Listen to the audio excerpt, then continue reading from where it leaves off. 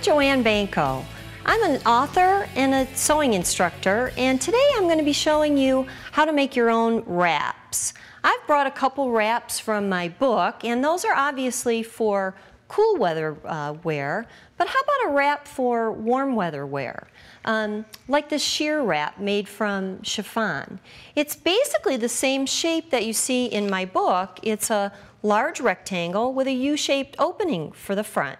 You may be able to find a commercial pattern that's similar, but we're going to provide a free download on the website for the sheer wrap pattern so you can make your own. So let's talk a little bit about the wrap itself.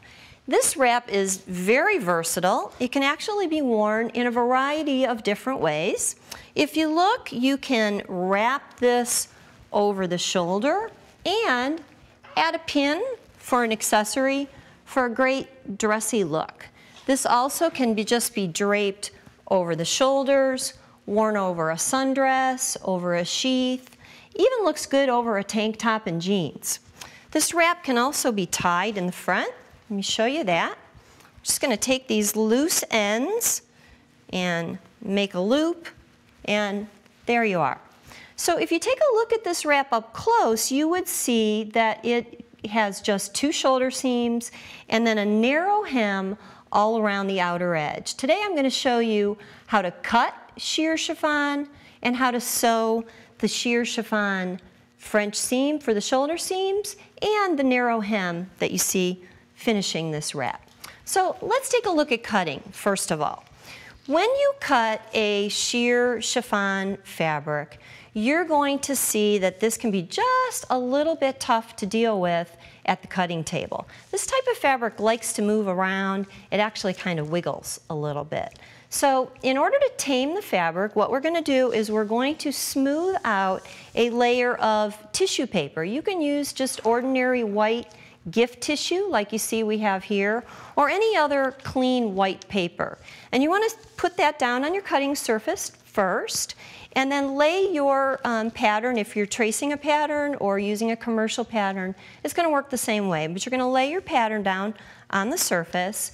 You're going to make sure your selvage edge is pinned so it's even with the paper's edge, and you want to take your time with this step. You want to make sure that's nice and neat and even so it doesn't move. Then we're going to pin all the way through the tissue and the pattern all the way through the paper layer. So we want to use fine, sharp pins for this. I prefer the glass head pins for both sewing and for cutting the sheer fabric. Now, what about cutting? If we use ordinary scissors for cutting a very sheer chiffon fabric, it's very likely that those scissors are going to slip a little bit and our cutting edges are going to be a little bit wobbly. So I prefer scissors that have a serrated blade, and if you could see these up close, you would see very fine teeth on the edge of the blades of the scissor, and when we actually go to cut, we get a nice, clean, sharp cut and nice, clean, straight edges. So these are highly recommended. You can also use weights to help hold down your fabric, but don't be shy with pins. That's very important to make sure you use a lot of pins when you're working with the sheer fabric.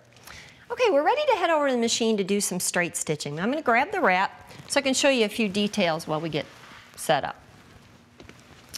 Now, you take a look, we've got two machines here, and there's a reason for that. We have a lot of different options available to us today, and many computerized machines have a lot of decorative stitches built in, zigzag stitches, and all of those stitches require a wide throat plate opening. If you look at the throat plate of the machine we have here on the right, you're going to see that's a very wide opening, and you can see from the stitch menu that there are a lot of decorative stitches there that would require that wide opening. Well, when it comes to sewing on soft sheer fabric, that could be a little bit of an issue. So if you notice, we've got the machine set up for straight stitching, and our needle is actually in the left position. And that's something we find very common on our computerized machines. There's a very specific reason for that. When the needle is in the left, you get support at the front of the throat plate, the side of the throat plate and the back of the throat plate. So when you're sewing on sheer soft fabrics, it's less likely for the fabric to actually get pulled to the underneath side. Now we have another option, and that is on a machine like this. We've got a straight stitch foot and a straight stitch throat plate set up on this machine. So that's actually even a better option if it's available to you. So check and see if you can do that on your machine. When you have a straight stitch throat plate and a straight stitch foot, you have a very small opening and you have almost no chance for that sheer soft fabric to be pushed. So you get a very fine stitch quality. So we're ready to start stitching, and I'm going to show you how we do the shoulder seams on the sheer wrap, and then I'm going to show you how to do the hemming technique. So we've got the stitch length shortened just a little bit here to 1.8. We've got our needle in the center needle position, and it's really interesting. If we take a look at this machine, when the straight stitch throat plate is on, we can't even make a mistake and select a stitch that would be too wide and would swing to the left or right and break that needle. So that's a good thing. So let's talk about some of the things you need to be thinking about when you're going to sew on sheer fabrics. First of all, it's going to be very important that your thread matches very well to your fabric. So make sure you check that when you're purchasing your thread and your fabric. Do it at the same time and get a very good match there, because your fabric is sheer and it's going to show through. You also want to work with a fine, sharp needle. Now, I actually like to use a size of about 8 or 10, so think about that. Now, we're going to use a French seam to sew those shoulders. So I've got the steps already here for you so you can see how you do that. The first step is to sew a seam a scant 3/8 of an inch. When you're done with that, you're going to then take that seam and you're going to trim the seam allowance to just a little bit wider than 1/8 of an inch. The next step then is going to be to press that seam, and you can see my 1/8 of an inch is on the inside. We're going to fold it and press that seam so that the stitching line is at the top edge. We've literally sealed the raw edge of that fabric inside those layers. We start out, by the way, sewing wrong sides together so that our final is right sides. And then we're going to take one final seam, and that's going to enclose that. We're going to stitch that at 1/4 of an inch.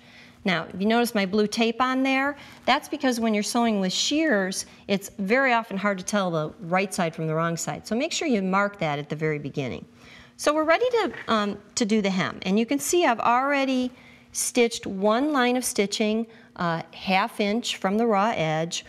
Then it's a simple matter of pressing on that stitched line, folding under your raw edge. Don't be shy about using pins. That seam gauge works really well for sewing that 1/2 inch, but when you go to sew the second line of stitching, which is actually your hem, you don't need that.